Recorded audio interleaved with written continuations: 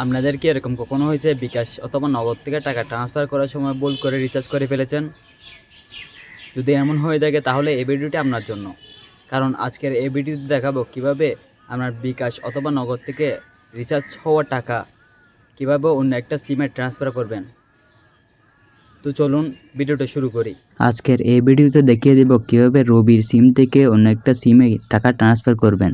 তো প্রথমেই চলে যাব ডায়াল প্যাডে আসার পর *141# লিখে রবি সিমের ডায়াল অপশনে ক্লিক করব।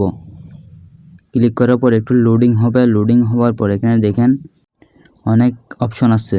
এখানের মধ্যে পরে প্লাস বাটনে ক্লিক করব।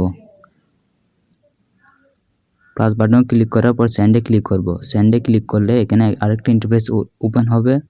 এখানে 6 দেখেন ব্যালেন্স ট্রান্সফার, 6 এ ক্লিক করব।